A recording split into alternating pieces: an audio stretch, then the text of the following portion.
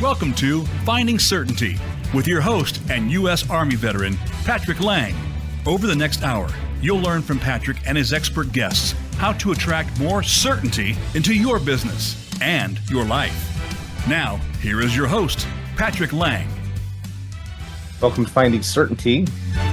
Beautiful Friday morning outside. I'm here in Henderson, Nevada, as you may know.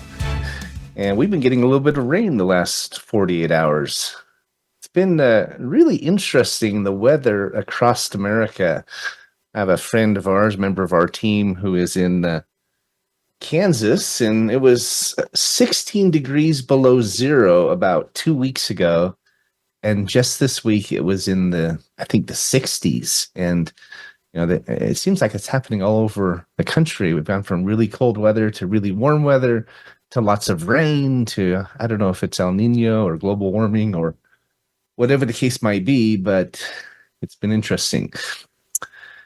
Today's show is unique. It's one of those that I think, one, I'm going to really enjoy sharing with you.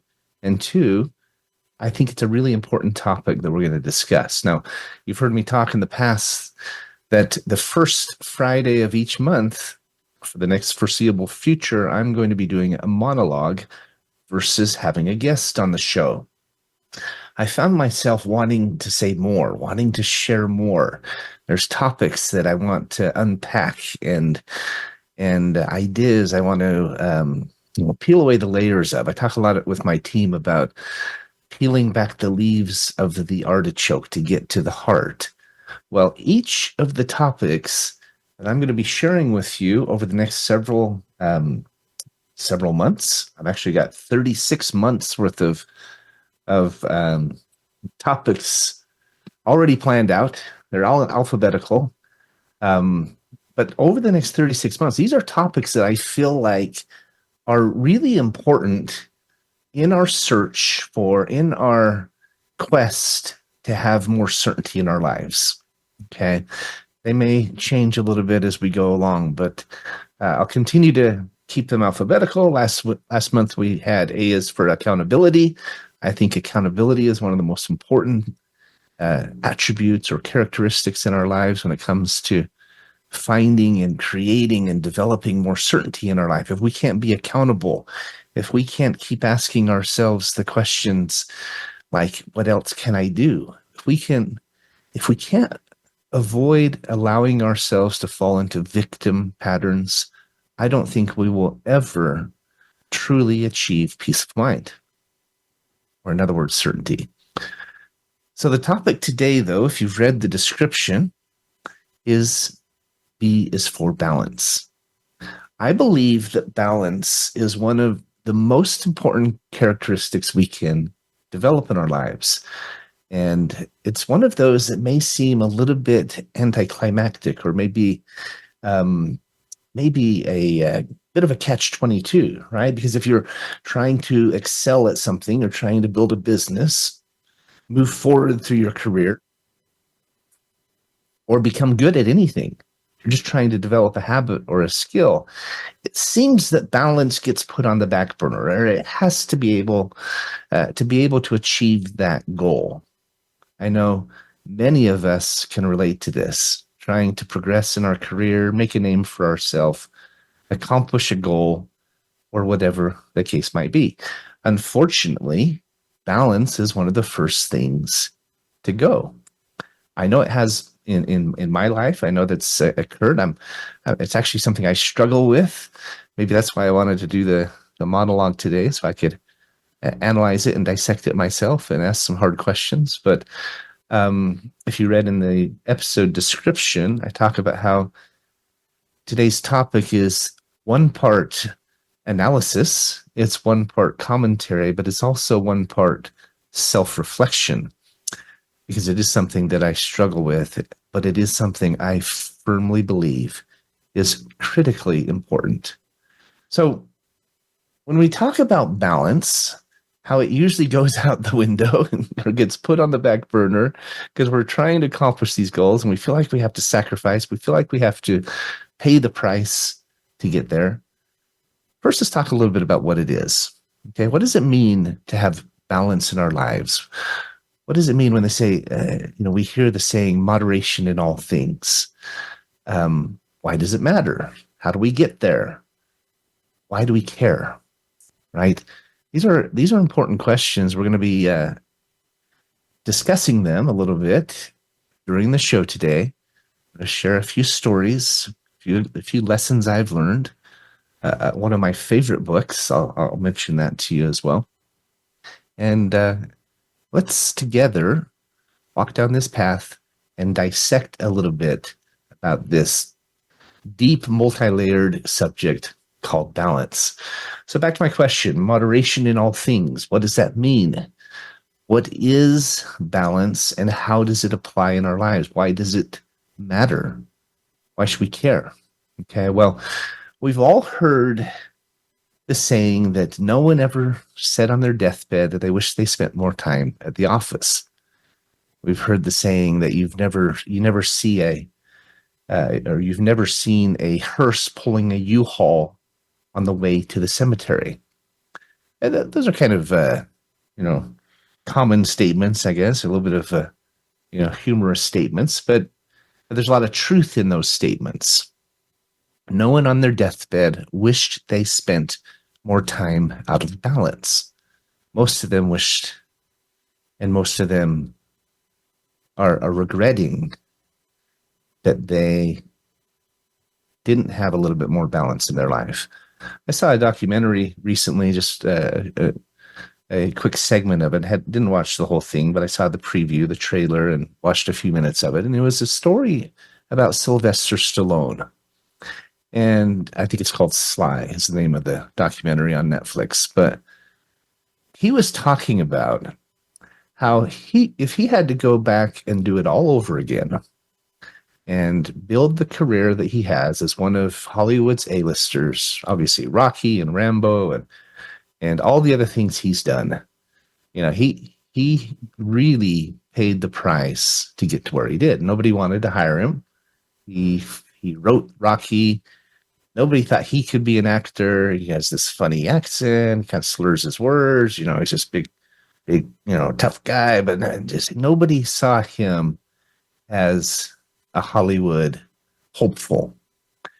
But he knew that it was what he was supposed to do.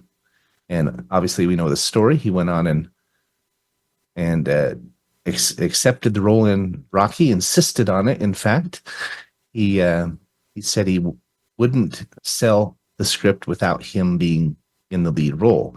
And he literally had to work almost for free to get that to happen. And it was a really smart move. It was a move that changed his entire life.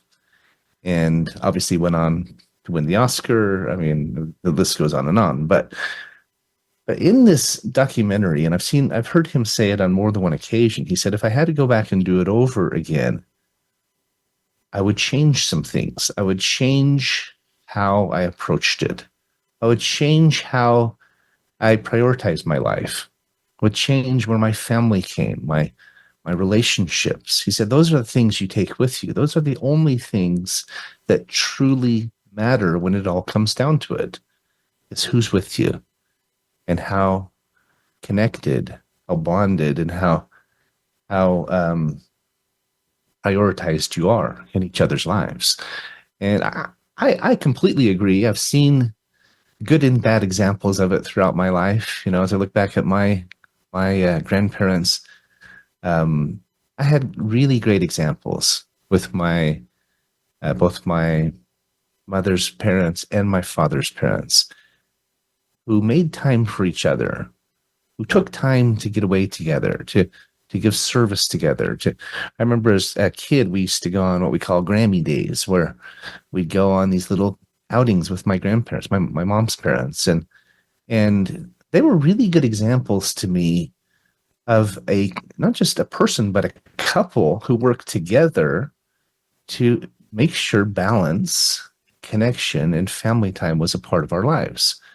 And even though it's been 50 years, and I was 5, 6, maybe 10 years old when we went on those adventures, They are indelibly imprinted in my mind.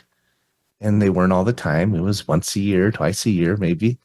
But those are some of the experiences and the memories that stand out, even though it's been half a century since they happened.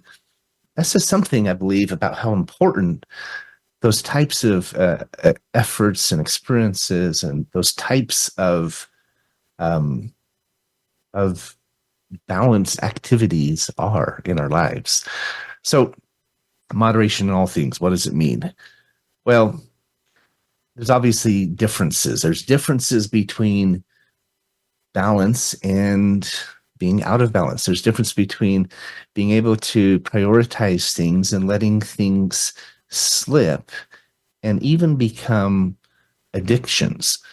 Those are really the two ends of the spectrum. One is fully balanced, prioritized, focused on those things most important. The other end is when anything, be it work, school, study, a hobby, food, drugs, when anything grows out of balance, it can actually become an addiction and actually consume our lives. There is such a thing as too much of a good thing. Even something that's great, like education, can become an addiction. It can get out of balance.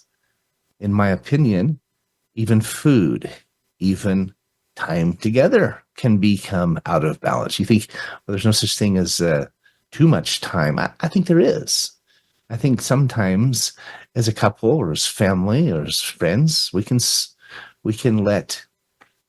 too far the other direction where we're trying to have balance, trying to make these a priority, but we let priorities in our lives, like our work, our job, our health, our finances, etc., suffer because we've swung too far in the opposite direction.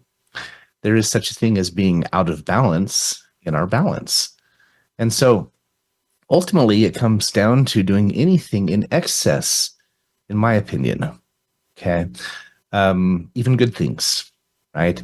I know, there may be a few exceptions. I don't know if you can do too much service, somebody who loses themselves in serving others and giving of themselves.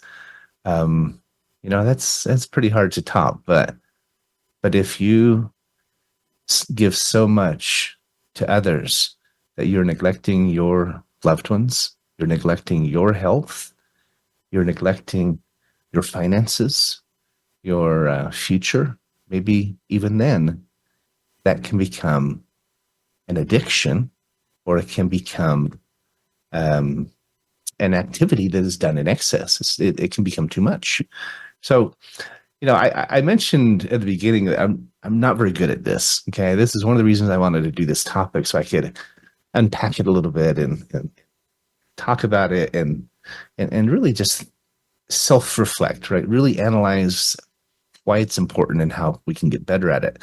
See, personally, I have a bit of an addictive personality. I don't do anything just halfway. Okay, that's why I don't drink. I don't do drugs. I don't gamble. Even though I live here in Vegas, we like the shows and the food, and that's about it. I don't, and I have never gotten into those things that I knew could get me in trouble. Largely because I knew if I did, I would do it to excess. I did that with sports. I do that with business. I do that with my work. I do that with play. I really don't do anything halfway. And so maybe it's a little bit of a lazy approach. I know that I'm not good at it, so I'll just avoid it, but that is one strategy. It is one approach that can help you in your lives. It's as they say, being selective and being cognizant of where your weaknesses are. I heard a story years ago about two stagecoach drivers, and they were both applying for a job. Okay, and one of those drivers, they were driving along a cliff. There's this narrow road, and it was rutted, and there's a big drop off to the side, and he wanted to show the employer people he was hiring for just how good of a driver he was. So he drove right next to the edge. I mean, half the time the wheel was literally hanging halfway off the cliff as he went around the bends and drove down this road. And he just wanted to show them just how good of a driver he was, how risky he could be, but yet come through at the other end. The second driver drove as close to the wall as he could. He was several feet away from the edge. He was almost hitting the wall or the cliff on the other side, the mountain above him, because he was so close to it as he drove along that path. Well, ultimately, they hired the driver who was most risk adverse. He was the driver who was safest. They weren't looking for somebody who was out of balance or someone who wanted to be right on the edge and prove his, just how risky he could be. And they ended up hiring the driver who was just the opposite. There's an interesting lesson in that because, as I said, in my case, I avoid those things that I know can become addictive. I struggle with things like work in late hours. Maybe even, if I start watching Netflix, it's hard for me to turn it off. Maybe it's a discipline thing. Maybe it's a personality flaw, whatever the case might be. But I have to set safeguards in place because I just know where my tendencies lie. I know where my weaknesses lie. I'm more like the driver who stayed far away from the edge because I don't even want to risk falling off and going down that hill. I know that it's a vicious cycle. I know that there's a snowball effect. If you take the first step, you start to go, you start to roll, you're going to pick up speed, and it's going to get worse. If you never take that first step, you're much less likely to have a catastrophic outcome. So I never drink because I know that I'd be an alcoholic. I've never done drugs. Never. Not once in my life. Never even smoked marijuana. Because I knew that I'd probably like it, I'd probably do it to excess and probably end up with a problem. Even here in Vegas, I have to be careful about going out to eat too much. There are great restaurants here. I know I could do it to excess if I tried, even without trying. Shows are fantastic. There's so much talent and glitz and glamour and appeal. We love the music. We love the acrobats, Cirque du Soleil, et cetera, et cetera. But even then, we do it in moderation. I believe there's true value, strength, and character in approaching your life in this way, with a life of moderation, a life of balance. I believe there's true power in it because you become the master of your life rather than letting your life control you. I'm going to talk a little bit about why that matters, how we get there, etc. When I come back. If you're interested in learning more, don't go away. We're up against our first break already. Have a chance for our advertisers to look at you and for you to look at them. But come back. We're going to talk about why it's so important and how do we get there. This is Patrick Laing on Finding Certainty. Don't go away. I'll be right back. Follow Voice America at Facebook.com/Voice America for juicy updates from your favorite radio shows and podcasts. Certainty Management can help create more certainty in your life with our deep discount health insurance options, even for 1099s, part-time employees, volunteers, and more. Pay less to protect yourself, your loved ones, and your team. Call 888-684-3122 for a free quote today. That's 888-684-3122. Visit us on the web at CertaintyTeam.com. That's Certainty, T-E-A-M, like Mary.com. Have you become a member yet? Sign up now to become a member of Voice America. It's always free and easy. Plus, you get to take advantage of some great member benefits. Get unlimited access to millions of hours of on-demand content across all of our channels. Keep track of your favorite episodes, shows, and hosts in your own customizable library. Find out what shows you might be interested in based on your favorites. Plus, you get insider access with our newsletter. Membership gives you more. Sign up at voiceamerica.com and click Register at the top right. If you're a nonprofit in need of funding, we can help. Certainty Management is a cost reduction firm that also helps churches, schools, sports teams, and other nonprofits raise unlimited zero-cost funding. Best of all, you don't have to sell anything or ask for donations. Call 888-684-3122 to learn more today. That's 888-684-3122. Visit us on the web at CertaintyTeam.com.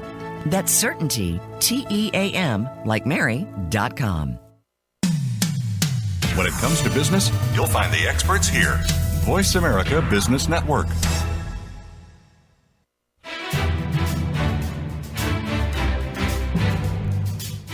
You're listening to Finding Certainty with Patrick Laing. Have a question for Patrick or his guests? Join us on the show at 866-472-5790. That's 866-472-5790. Now, back to the show with Patrick.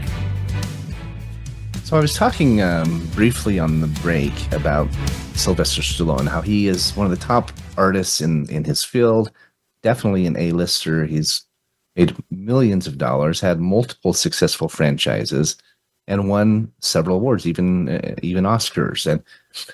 And yet he says, as he looks back on it, that he would have done it differently.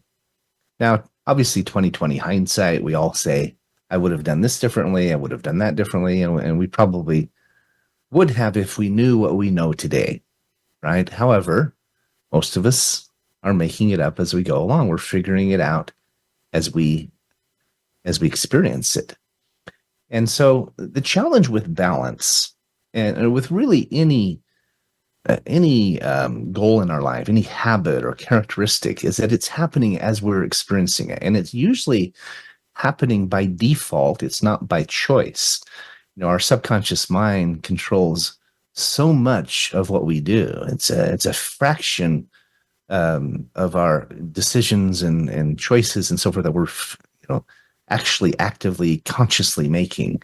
They give the example of the huge iceberg and a little, 10% sticking out, and that's our conscious mind. And so much that happens in our lives happens to us, happens with, in spite of us, or it's happening, I say by default, but it's happening automatically as we experience and grow and learn and kind of make mistakes as we go along. Now, obviously, if we have good mentors, we have those who've trod the path before us and can lead us and help us avoid the same mistakes they've made and help us find shortcuts and so forth. That's a really important piece of all of this. If we want to get better at something, find someone who's good at it and learn from their experience. But I do believe that more often than not, things happen in our lives, whether it's getting out of balance or a challenge turning into a problem, turning into an addiction. It happens not because we chose it, and it doesn't just happen because it's automatic. It happens because we are not actively thinking about what's happening. We're not cognizantly asking ourselves, where am I at? Where am I going? How do I want to get there? I think one of the most important skills or talents when it comes to habits and characteristics is to proactively think about it. Okay, to proactively stop and not just have 2020 hindsight, but have midsight and foresight. While we're going through things, we keep asking questions. I talked about accountability last week. I talked about one of the most important questions is to ask, what else can I do? I think one of the most important questions when it comes to balance is, how am I doing? And if we don't like what we see, we don't like the answer, we backpedal. We stop, we maybe turn around, or at least we slow down. So I speak from experience. Okay, I had a unique experience as a young man in our family.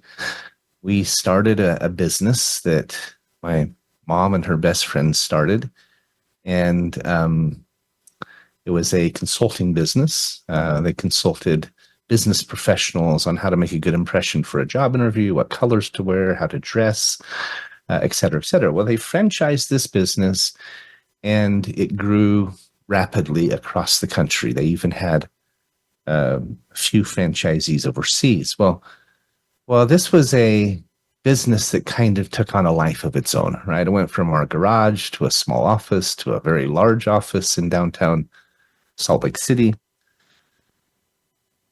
to franchisees all over the country. And we experienced it. We were in the throes of it. We were working as a family business, and I was helping even as a young man. And my mom and her partner, and my dad and her partner's husband, they all just got drawn into this business. And very quickly, we got out of balance.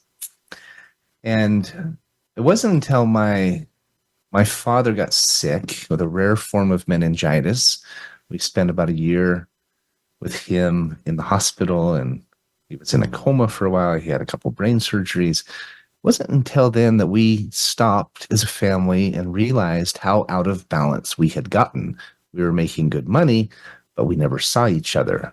We took the occasional vacation, but we didn't eat family dinner together nearly as often as we wish we had.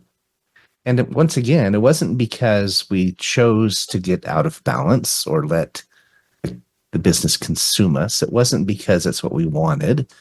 I think it's because we didn't stop and ask, what can we do to change?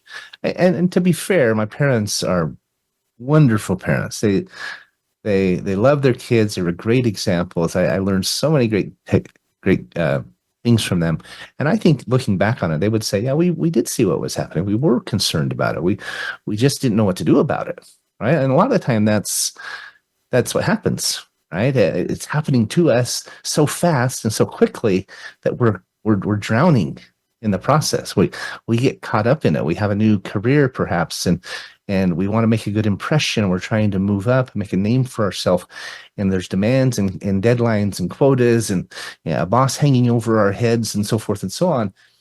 And we just get sucked in despite our desires to keep our family a priority, to stay healthy, to maybe have a life, play that, go fishing once in a while or whatever the case. Maybe we just get sucked in. Okay. I wrote a paper for college, for my college English class, my freshman English class, about our experience, because we ended up selling the business to help pay off my dad's medical bills, to get away. They went back to work for the church and for the university. And I wrote this paper called From Rags to Riches and Back Again. And in the paper, I talked about how meaningful it was just to go on a camp out as a family, just to eat dinner together as a family. I talked about how money was not nearly as important as time. I basically talked about how we learned the value of balance as a family, in the throes, in the trenches, figuring it out as we went. It took a while, but I talked about how important that lesson was, and those blessings, those benefits were. And it took us a while to figure it out. That had a deep impact on me. To this day, I am pretty vigilant about not letting work consume me, about making sure we take breaks, getting away, taking my wife to go somewhere. I say I'm not very good at balance, maybe on a daily basis, but monthly or bi-monthly or quarterly, I do try to get away and take her somewhere nice. And even if it's just a camp out or an overnight, or go to visit family, I do try to incorporate balance into our business and our life. And a lot of it comes from that experience I had with our company, Chroma International. I don't want to make the same mistakes. I don't want to let my business consume my life and our life in the same way that ours did. So I'm grateful to my parents for that lesson. I'm grateful for, even though it was hard, and even though I was even angry about it for a while, I'm grateful for those lessons that I have now tried to pass on and teach to my kids. Today, everything I do, I remember that. I try to keep it in mind. I try to do better, as we all do, than the generation before. And we want our kids to do better than we did, right? ultimately what I learned is that nothing is more important than time. Nothing is more important than relationships. And I'm not talking about the relationship with your boss or with your job. I'm talking about the relationship with those who matter. Maybe you're married, maybe you aren't, maybe you have children, maybe you don't, but you do have friends, you do have family, you do have those that you can serve, you have those that are important to you. And if you miss out on them, miss out on those relationships, I truly believe that you will regret it someday. But we have to be careful. If we're not careful, it will invariably slip away. We have to be mindful of the someday syndrome. You know, someday I'll have the money, I'll have the freedom, I can slow down. I believe that's a risk. I believe it's dangerous to think like that. That's like the wagon driver who's driving along the edge of the cliff, just too cocky, maybe too arrogant, too blind to realize how dangerous that is. You know, we've all heard about, you know, businesses like marketing businesses or multi-level marketing businesses or others who say, just have a 3-year plan, just kill yourself for 3 years and then you'll have freedom. I think it's wiser, smarter to say, I think I'll do it in 6 and still have a life. So what's the challenge? Well, as I said, the first is that it sneaks up on us. We don't intend to neglect our loved ones or let our health go or sit too long at a desk so we get varicose veins. We don't plan on those things. We just let them happen. It happens like so much if we don't proactively resist. So how do we achieve balance when we have demands and deadlines and pressures and, you know, and we're trying to make a name for ourselves. We're trying to get ahead. Maybe we have financial pressure, et cetera, et cetera. Even our relationships, our loved ones are pressuring us to go to work. How do we find balance? This radio show is about finding certainty, but how do we find balance in our lives? How do we create it? How do we make it truly a characteristic that is a part of who we are, that becomes second nature, which is ultimately our goal with any positive characteristic, right? We want it to become second nature. We want it to become habitual. We want it to become something that we do without having to think about it. Well, I would say 3 tips or 3 insights can help. Number 1, we have to decide that it's important.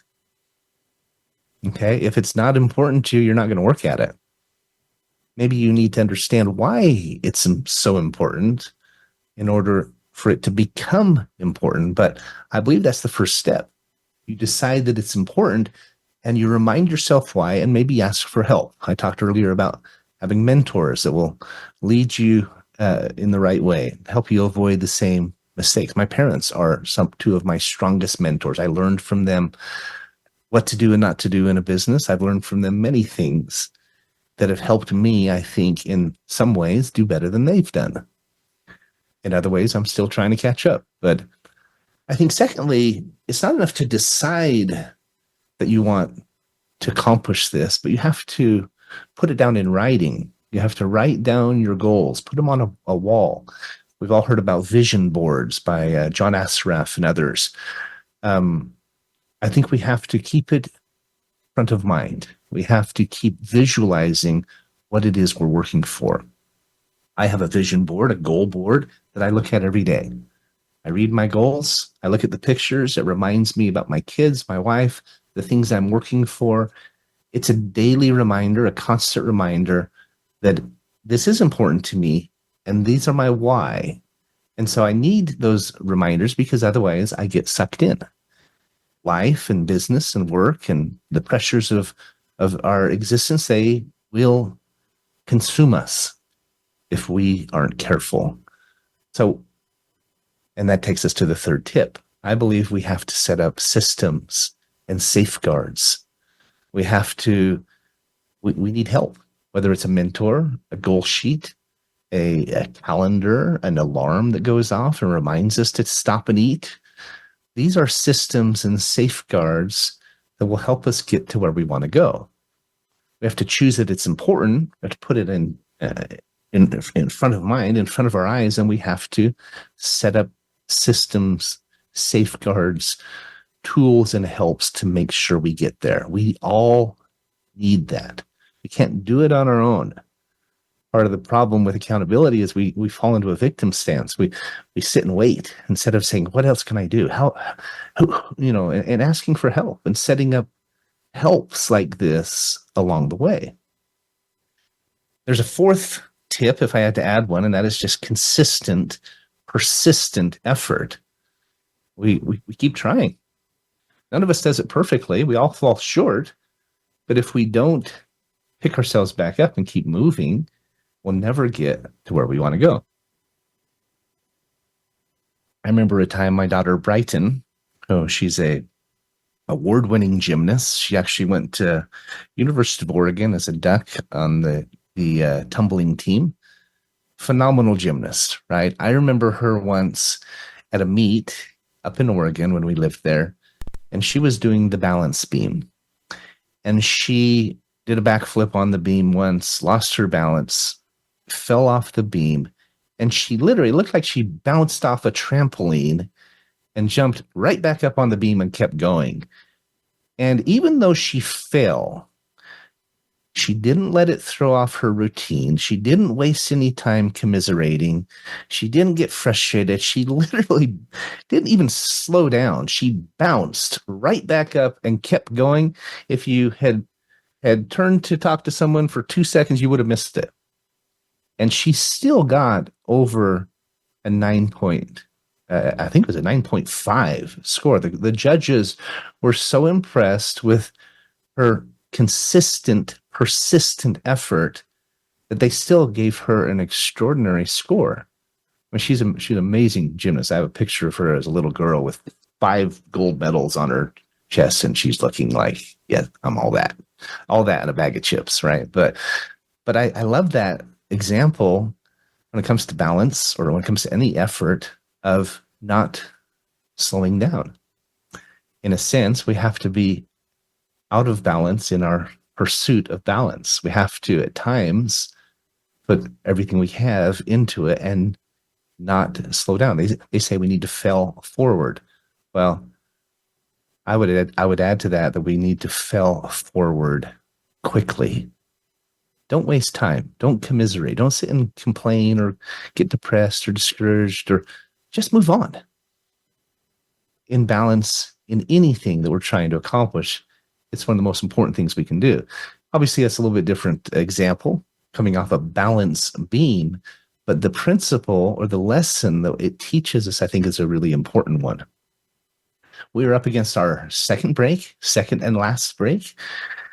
I always say the show goes by so fast. I still have lots I want to share, but I better speed up a little bit. But when I come back, I'm going to share with you 2 more examples from my life that changed how I view balance and taught me some really important lessons. So don't go away. This is Patrick Laing with Finding Certainty. We'll be right back. Voice America is on LinkedIn. Connect with us today. If you're a nonprofit in need of funding, we can help. Certainty Management is a cost reduction firm that also helps churches, schools, sports teams, and other nonprofits raise unlimited zero-cost funding. Best of all, you don't have to sell anything or ask for donations. Call 888-684-3122 to learn more today. That's 888-684-3122. Visit us on the web at CertaintyTeam.com. That's Certainty, TEAM, like Mary.com. Voice America programs are now available on your favorite connected device, including Amazon, Alexa, and Google Home. Through streams with Apple Podcasts, TuneIn, and iHeartRadio, listening to your favorite show is as easy as saying the show name followed by the word podcast. Hey, Alexa, play Finding Your Frequency podcast. If that doesn't work, try adding on TuneIn or on iHeartRadio or on Apple Podcasts. Certainty Management can help create more certainty in your life with our deep discount health insurance options, even for 1099s, part-time employees, volunteers, and more. Pay less to protect yourself, your loved ones, and your team. Call 888-684-3122 for a free quote today. That's 684 3122. Visit us on the web at certaintyteam.com. That's certainty, TEAM, like Mary.com. Voice America Business Network, the bottom line in business.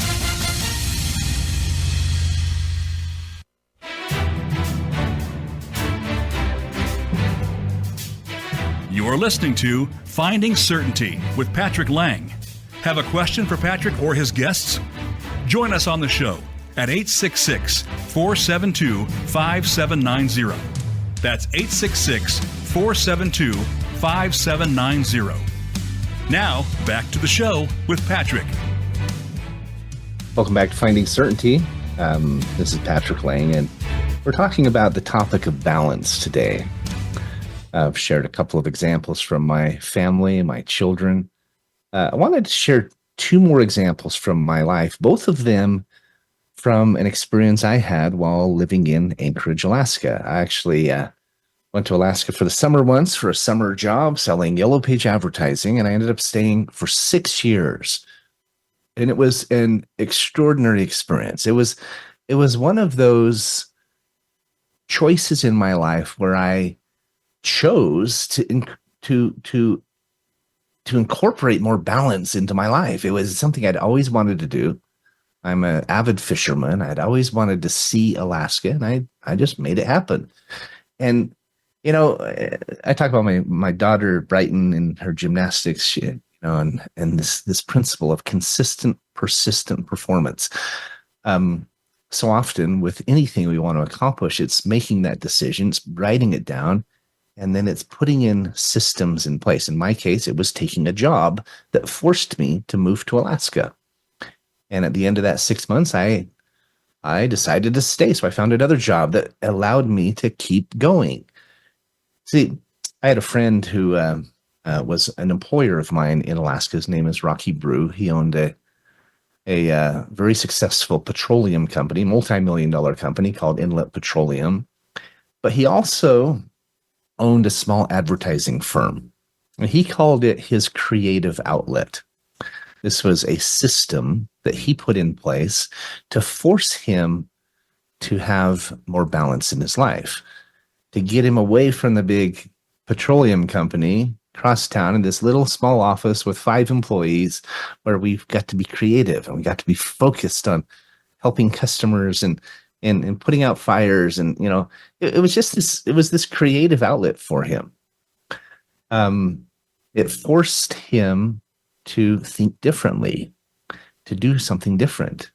I look at the same thing. I have to set up systems and standards if I want to accomplish these goals. Like if I don't leave my phone in my bag or even in the trunk, it's very difficult for me to not text and drive, right? Because things are coming at me 100 miles an hour, and I can easily fall prey to the temptation to text and drive.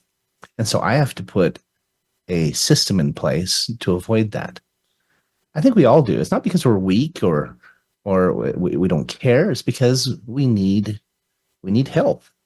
It's like driving with a seatbelt. We put our seatbelt on to protect us from getting hurt, from something we don't want happening to us. It's the same way. Rocky started Klondike Advertising, his little creative outlet, because he wanted to put a safeguard in place to make sure he wasn't solely focused on money, on wealth, on big corporations, on politics. I mean, all the other crap he had to deal with at Inlet Petroleum. So I found that to be a really valuable lesson. I read a book years ago called Light Her Fire. There's another one called Light His Fire by Ellen Kreidman was the author. And she says that you have to, if you want your relationship to work, you have to put in guidelines and rules and systems and standards, as I call them. She says you should kiss your spouse every day for 10 seconds. That's a long kiss if you count it out. She said, you want your relationship to work, you've got to put these standards in place. She said, try it. 10 seconds. She said, you need to go on a date night every week.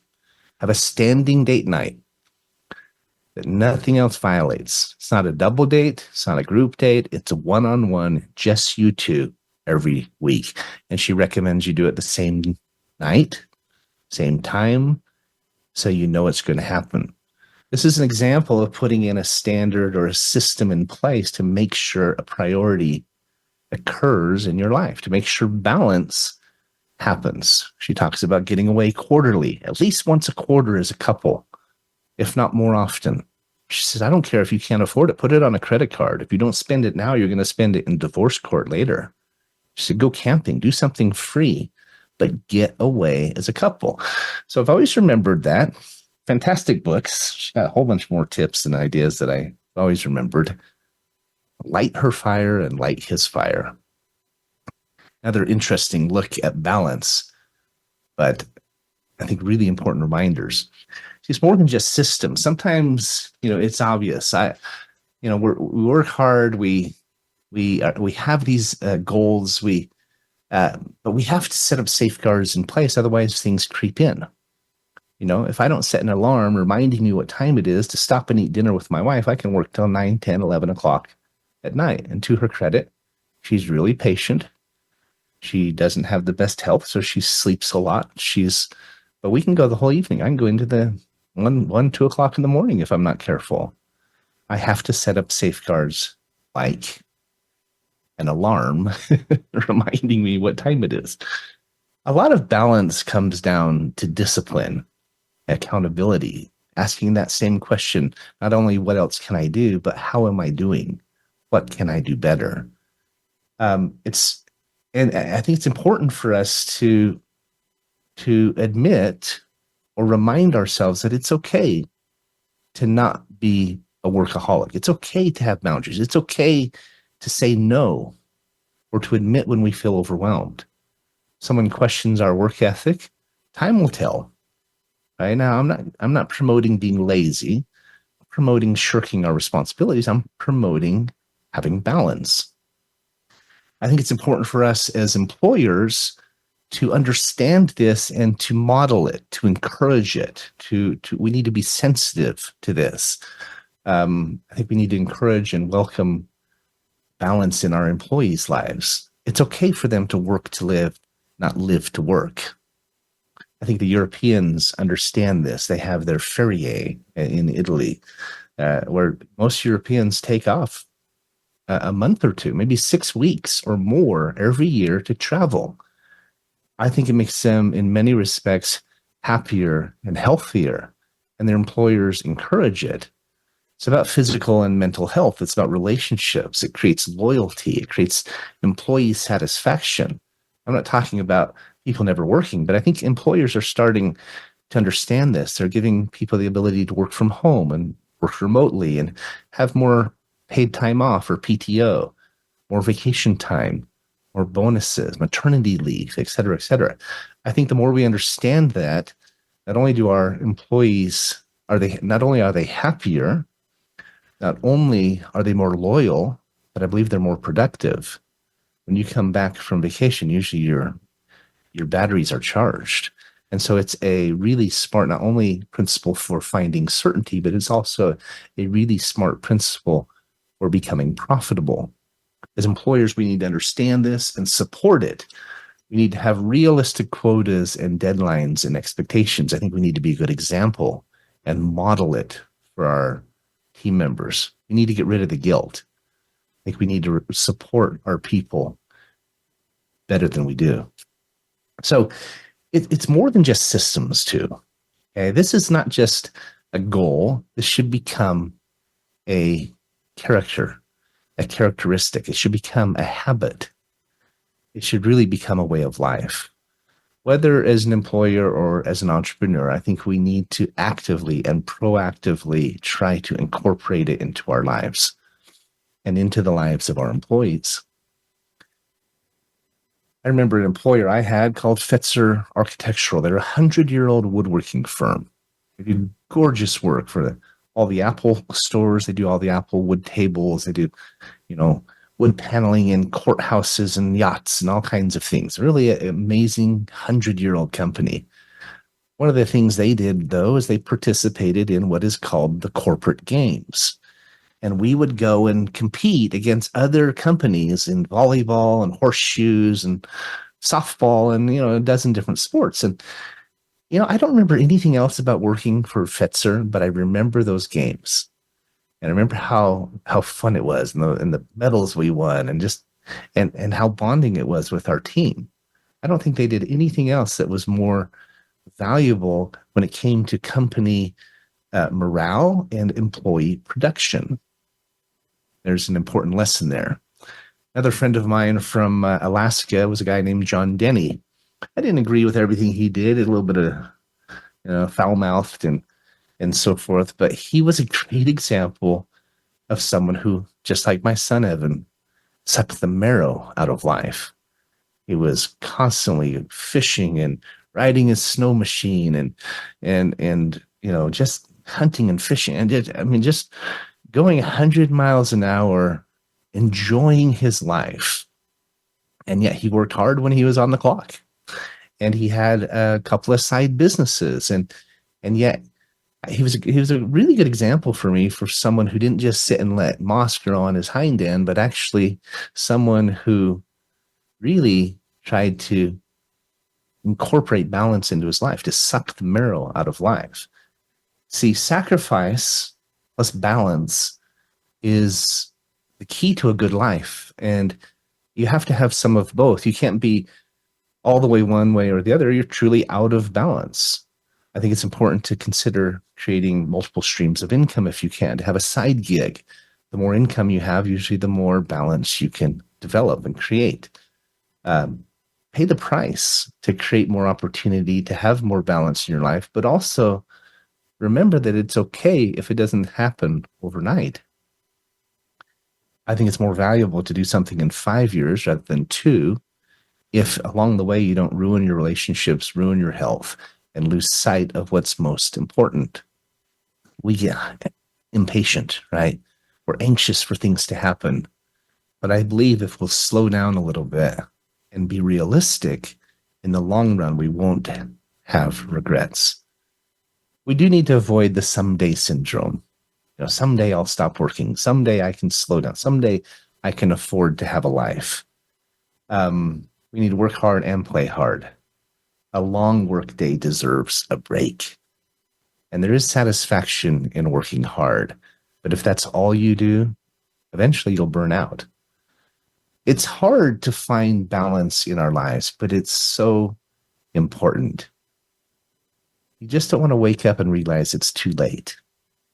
We all have a dream of retiring, right? Doing what we want to do. Well, maybe you can get there faster if you start a side gig, start a business, do network marketing, write a book, do something that gives you hope for a brighter future. Start now. Don't wait. You're going to have more energy. Your loved ones will appreciate it. And even if you have to make adjustments, go on the cheap, go camping instead of to Hawaii, they are going to remember those times and your relationships will thank you. I watch my cats. They sleep about 18 hours a day. Well, that's probably a little out of balance, but it does remind me how important it is to stop and slow down. I think it would get, it sounds pretty good to me to sleep 18 hours, but I think it would get old after the first week or so. I talked on the second break about my son, Evan, how he's such a great example of someone who is constantly seeking more out of life. He's constantly sucking the marrow out of life. He works hard. He's a hard worker. He's got great work ethic, but he plays hard. And I love that. As I look at the examples from my life with Rocky and John and my parents, our family, we need to have balance in our pursuit of balance. Remember the 4 reminders. Decide it's important. Write down your why and your goals. Put them in front of your face where you remember it often. Set up systems and safeguards, whatever those are for you, to help make it happen. And then put in that consistent, persistent effort. When you get knocked down, when you fall short, just like Brighton on her balance beam, jump right back up and keep going.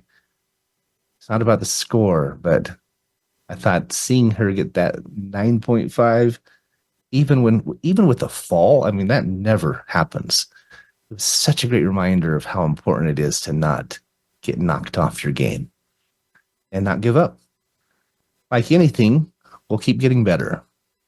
We just make the effort, try to be balanced in that effort. But if we keep proactively pursuing it, I've said many times I should change the name of my show from Finding Certainty to Creating It, to Pursuing It, to Developing It. It is a proactive effort. It doesn't just happen. I wish the very best. Thanks for listening to me today, whether you're learning from your pets or your kids or your mentors, coworkers. Open up your eyes, take the blinders off, and ask yourself, how am I doing? How can I do better? What else can I do?